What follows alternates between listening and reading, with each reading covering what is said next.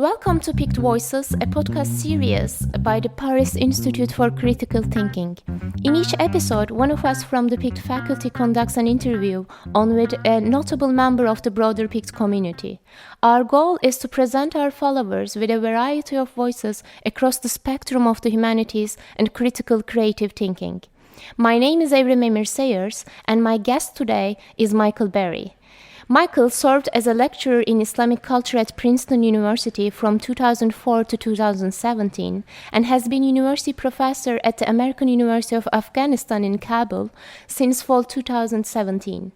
His association with Afghanistan spans 35 years and has included ethnographic research and humanitarian work with institutions such as the International Federation for Human Rights and the United Nations. Michael is also an expert on Islamic art who spearheaded the reorganization of the New York Metropolitan Museum's Galleries of Islamic Art in 2011 and has served as a consultant to Aga Khan Trust for Culture. Michael publishes in French and English on a range of topics, from classical Persian poetry to the Venetian plays of Shakespeare. Finally, Michael has a special place in our hearts at PICT since he endorsed us by delivering our first ever PICT honorary lecture on Matisse and Islamic art in 2018. Hello, Michael, and welcome to the program. Thank you very much. I'm looking forward to your questions, and I hope I can answer them. Thank you. So my first question is one that I think will interest our listeners following current affairs in France. It is a question of representative depiction in Islam. There is a common assumption that the religion of Islam forbids the depiction of living beings as blasphemy. In particular, as you know, caricatures of the Islamic prophet in the French journal Charlie Hebdo have been connected to manifestations of horrific violence in France. Now, Michael, you are the author of an academic book on figurative art in Islam, and during and after my academic work with you, I distinctly remember seeing various Islamic miniatures that openly depicted the Islamic prophet. Could you shed some light on the questions of representative depiction in the Islamic tradition? Okay, initially one can say that there is abundant evidence ranging from the 14th century to the 18th century in the great royal courts of Turkey and Iran and Central Asia and India of depictions of all the prophets, including Adam and Moses and Solomon and Jesus in the Islamic perspective, and finally culminating in depictions of the Prophet Muhammad himself, which means that if certain modern Muslims want to take issue with representations of the Prophet, they are going to have to launch an all-out attack against Ottoman civilization, Safavid civilization, Timurid civilization, Mughal civilization, Uzbek civilization over centuries. So that's a very tall order. To go more deeply into the problem, Islamic civilization wrestled with the question of icons, iconophobia, or embrace of icons. Islam arose in a Middle Eastern setting which was torn by disputes between opponents and upholders of icons.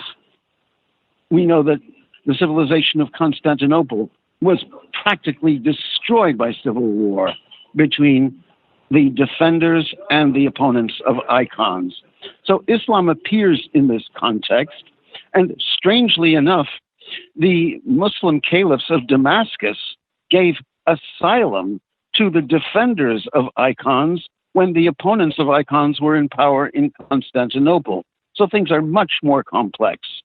What we see is that Islamic civilization, by the first imperial caliphate in Damascus, came to a compromise which has endured really until the convulsions of the 20th century, which was figurative art was banned from the shrines, was banned from the mosques, was banned from the illumination of the Holy Scriptures, but figurative art was retained in the service of royalty.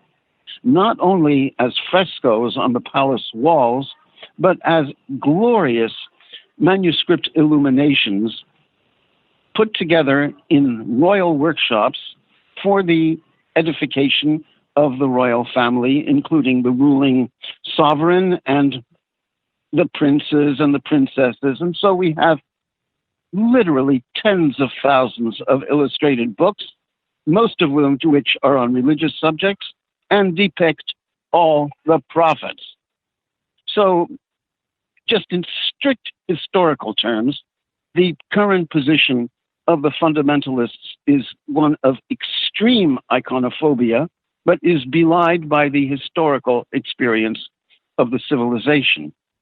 Then at a much deeper and spiritual level, figurative art came to be justified in Islamic civilization by the 15th century, so quite a long time ago, as an expression by which artists reproduced a miracle attributed to Jesus in certain apocryphal traditions of Christianity, and most especially in the Quran itself, that the child Jesus, with God's permission, molded birds of clay, blew upon them, and gave them life with God's permission, whereby any artist who allowed his mind to be filled with the Spirit of God would then create images with the permission of God. And this was actually the theological justification for images at the royal courts of the Timurids and Ottomans and Safavids and Uzbeks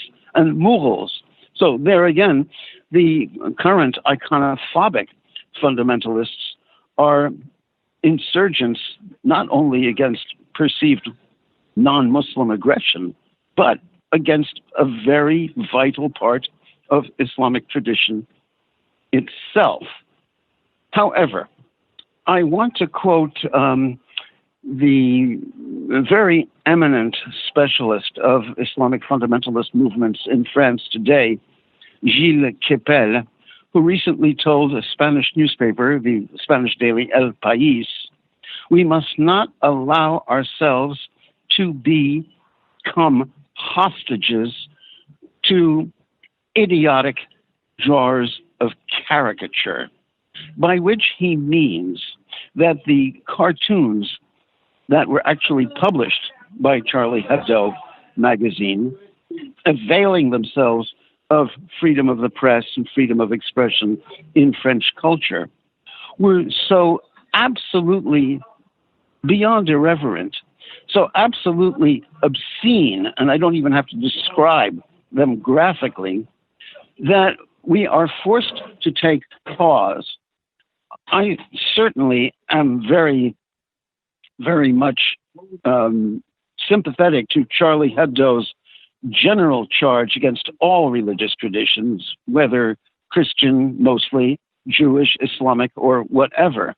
But the fact is that the taste of those drawings, if they had depicted Jewish subjects instead of Muslim subjects, objectively would have been called anti-Semitic and going beyond the pale of acceptability. And this raises a major question. Where I join Gilles Kepel is in insisting that such an important and profound series of debates concerning freedom of religion and freedom to criticize religion, concerning artistic freedom and concerning our proper understanding of artistic traditions and iconic traditions in Islamic civilization, all this should not be dragged down to an obscene level where the Charlie Hebdo pictures could be seen not just as taking to task modern clerics, for example, but actually befouling, soiling some of the most sacred associations of the people who by now constitute the largest religious community in France itself, right after Roman Catholicism. So it's a very, very delicate question, and I think the only way to answer it is the way Gilles Kepel answers it, which is appeal to intelligence and responsibility. Thank you for that, Michael. I feel that this is the kind of information that many people in the so-called West sorely lack, not least because the word Islam has commonly come to mean for non-Muslims in the West something that is categorically alien, categorically other, and separated from what we call the West by some kind of unbridgeable historical, cultural, religious, civilizational divide. Now, I know for a fact that your work, Michael, often disproves this easy generalization and speaks to historical, artistic, and philosophical continuities that undermine the idea of a categorical divide. Would you like to speak a bit to these continuities, especially on the philosophical level? So the discontinuity between Islam and what we usually call Western civilization should at first come as a surprise, given that Islam is rooted in the same set of Semitic scriptures, and Islamic philosophy is rooted in the same legacy of Greek philosophy as Roman Catholicism, or for that matter, classical and medieval Judaism. So why does Islamic civilization seem so strange to people who are heirs mostly to the Christian cultures? And I think part of the answer was given by one of the most eminent Turkish historian of the 20th century, Halil İnalcık, when he described the classical Ottoman state of the 16th and 17th centuries as a neo-Sasanian state. And he was so correct. The great difference between Christian civilization and Islamic civilization historically arises from the fact that Christian civilization claims to be the fulfillment of Greco-Roman civilization, the world united under the Romans to receive the message of Christ, so that all Christian kings are crowned as Roman emperors and are anointed with holy oil as successors to David. In the Islamic tradition, while the Greek philosophy and the Semitic scriptures remain largely the same, the imperial tradition was instead claimed to be the Sasanian, with the explanation that the Sasanian Persian kings had united much of the world in the 6th century of the Common Era when Muhammad was born, precisely by God's will to prepare the world to receive the Muhammadan message. So what you have are two civilizations which are 2/3 joined in theology and in philosophy, but 1/3 disjointed, with one claiming the Roman heritage and the other claiming the Persian heritage. And it is this Sasanian Persian heritage which makes Islamic civilization look so exotic to uninformed Western eyes. But again, to go to the past before coming to the present, it's very interesting that in Dante's Hell, Muhammad should be set among those who have caused schism and religious divide, as if Muhammad, in traditional Christian eyes, were not the founder of a new religion, but a heretic within a common tradition. And certainly we know that no wars are more fierce, more unrelenting than civil wars, than wars between those who believe themselves the true believers, the Orthodox, against those who are branded as heretics. And Christians and Muslims have warred through the centuries based on what they consider to be differing interpretations of the same fundamental theological and philosophical assumptions. So the intellectual effort required in the West today is to recognize the alien Persian element, but to embrace what is common in a fundamental understanding of the deep kinship between traditional Christian and traditional Islamic civilization, with the Jews historically having played the role of a bridge between both sides, notably in Spain. I call upon Western educational curricula to integrate Islamic civilization into the general panorama of civilization, dismissing the notion that you can remain ignorant of Islamic civilization and still call yourself a cultured person. That is no longer possible, and it feeds more of this misapprehension, misunderstanding, and often resentment, hatred, hence murder. Islamic civilization is part of the great family of civilizations, and certainly a very, very close parent of so-called Western civilization. So, Michael, your words made me think of our time at Princeton. This was in the early 2010s, and the Near Eastern Studies department was hosting a lot of courses and events on the so-called Islamist extremism. For example, on medieval Muslim thinkers who inspired radical Islamist thinkers today.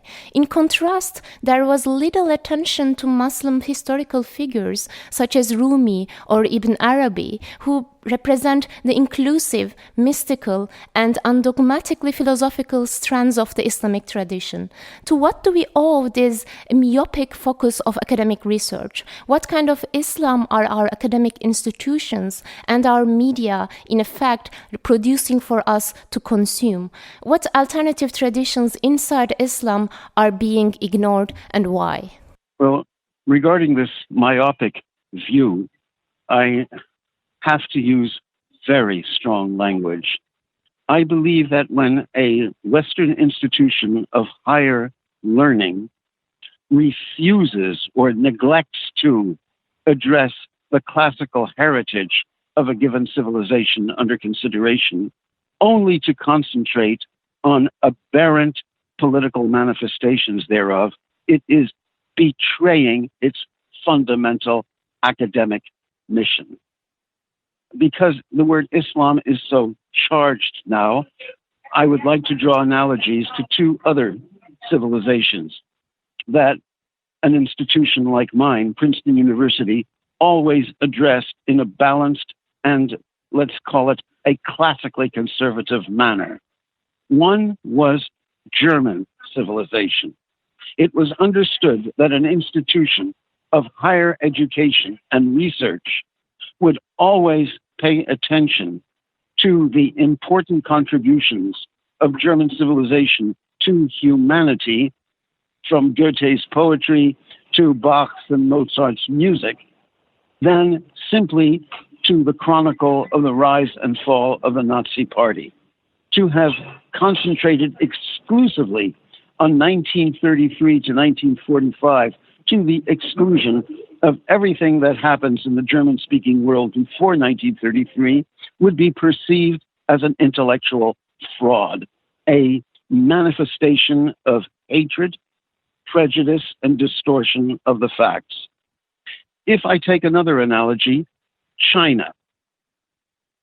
I studied Chinese at Princeton, and I was always very impressed by how the university was such a rich conservatory for documentation, thought, creative intellectual engagement with the high classical Chinese tradition in philosophy, in poetry, in painting, in various inventions. Whereas study of Maoism, including its most extreme form taken by the Red Guard movement in the 1960s, was taken in perspective as only part of our general vision of the Chinese world. This approach of one taking into account the full range of a civilization in order to be able to analyze more deeply certain aberrant movements in that civilization is what I have been defending both in Princeton and at the Metropolitan Museum in New York, but also on the spot in Kabul, Afghanistan, where one faces serious death threats, which I cannot hide. So this is a fundamental intellectual commitment. I believe that over-exaggerated emphasis on aberrant movements in Islamic civilization, which in their ferocity, like Daesh, for example, practically approach Nazism, is a perversion of the mind, is a perversion of our mission. It is just as necessary when you're talking about Chinese civilization to be aware of Lao Tzu, Zhuangzi, Confucius, as to be aware of Mr. Mao and Mrs. Mao. That when you are talking of German civilization, you are just as aware of Goethe and Schopenhauer and Bach as you are aware of Hitler and Goebbels and Himmler. Just so in our approach to Islamic civilization, we are simply bound. It is a categorical moral imperative to study Ibn Arabi and Rumi and the great mystical tradition, the great artists, the great architects, as to lavish so much attention on the growth of movements like ISIS, Daesh, or Al-Qaeda, the strange Wahhabi school of Saudi Arabia, and the like. And by concentrating the overwhelming majority of our intellectual resources only to the study of aberrant political new movements of the, let's say they do start in the 14th century, but which really came to the fore at the end of the 20th century, we are perverting our general sense of the culture, actually weakening our analysis, and betraying our fundamental academic mandate, which is to preserve the full range of knowledge concerning any human culture. From what you describe, Michael, it seems abundantly clear that Islamic history is not monolithic and that it is, in fact, full of free thinkers, of critical and controversial figures revered and debated to this day. I'm particularly thinking of figures such as Nesimi or Hallaj, principled figures who took dissenting stances and immortalized their dissent in Islamic history by paying for it with their lives.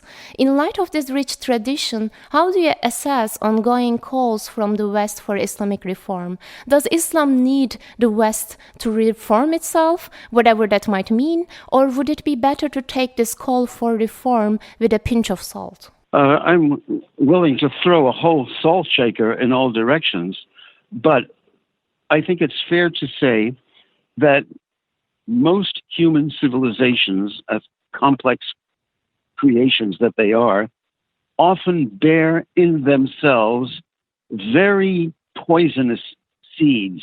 And these seeds can grow within the civilization and ultimately lead the civilization to self-destruction.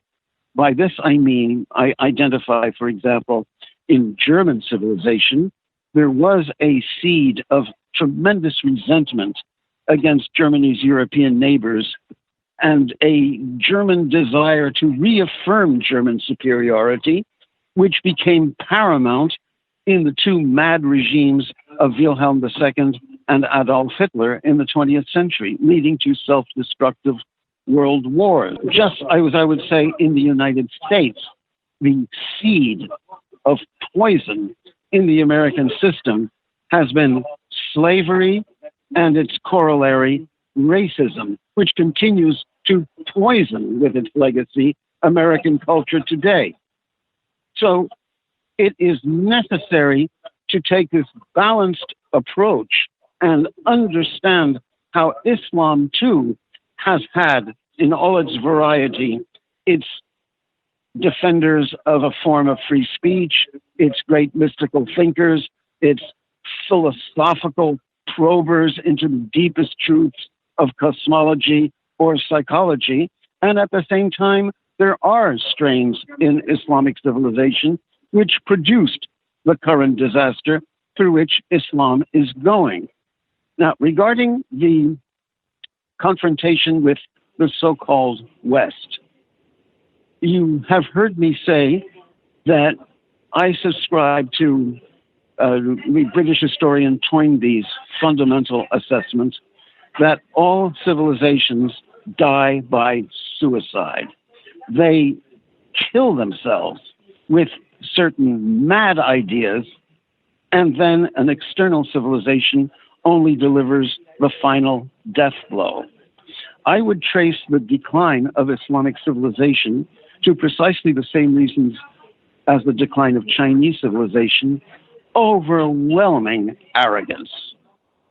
The Ottoman Turks at the turn of the 15th and 16th centuries believed that they had attained the absolute summit of human progress, that they knew everything that there was to know.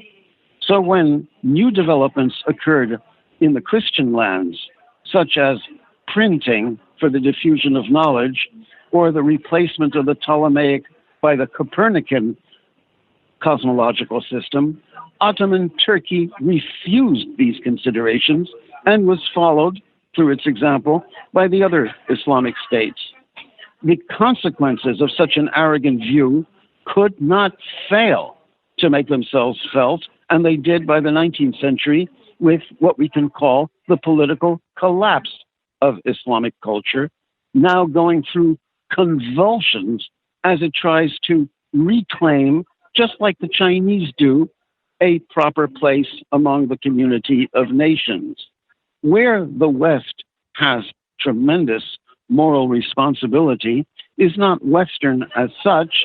It is that in those areas where we have the freedom to think, express, and research, and where we have the material resources to be able to carry out such research, great libraries and the rest of it, it is our duty as humanists and as human beings to analyze these intellectual movements and political catastrophes in order to achieve what is our fundamental humanistic goal: the reintegration through dialogue of the whole family of human civilizations. Michael, on one level, it seems to me that we've been talking about via the example of Islam is a battle between the opening and closing of interpretation. On the one hand, we have an approach that gives us clear-cut definitions that tell us what is what and that teaches us what we need to know so we don't need to ask further questions. On the other hand, we have an approach that rejects these definitions and always keeps the question open in the hope not of supplying ultimate answers, but of producing opportunities for critical and creative thinking, opportunities for individuals to learn how to question and think. Could you describe this historical process for us, Michael, and what we can learn from it today? Yes, I can, and here I do confess I'm tremendously influenced by much of Toynbee's thinking. I want to take off the Islamic labels and address what seems to be a more common human trend, which is that civilizations, as they grow, face challenges and overcome them, but in the very triumph over certain challenges, they tend to ossify and fossilize in worship of themselves, in a kind of complacent, self-satisfied conviction that they have already succeeded and they have nothing further to learn. And this has happened to pharaonic Egyptian civilization and to, I would say, the modern United States in its Make America Great Again type of sloganeering betrays that sort of tendency. Chinese civilization certainly suffered from this when it closes to the outside world and to all fresh currents of thought by the beginning of the 15th century. In other words, all these civilizations commit this kind of mental suicide, which is why when looking at Islam from this international perspective, I find I don't really need, although I will use, I don't need to use these particularly Islamic terms such as opening the gates of ijtihad and closing the gates of ijtihad, meaning opening the gates of speculative reasoning and then closing the gates of speculative reasoning. But I find challenging, not just for Muslims, but for human beings everywhere, how Islamic civilization, when in the 15th and 16th centuries, it was reaching its greatest expanse on earth, its most unquestionable military conquests, when Istanbul under the Ottomans was one of the great empires of the planet. It is at just that moment that you see Islamic thought fossilizing into worship of itself. Whereas the older tradition, as with Abu Hamid al-Ghazali, had always been question, doubt, place yourself permanently under examination, and only with a self-critical perception do civilizations continue to grow with vitality. When they ossify into self-worship, then they begin to die. And that was the fate of Islam, but not only of Islam. But I hope I've answered your question in more universal terms as to the question of opening or closing the gates of speculation, ijtihad. Michael, yes, you did. And thank you very much for joining us on the program today. You have given us a lot to think about on a cluster of issues that is often discussed, but just as frequently misunderstood in today's heated climate of public debate.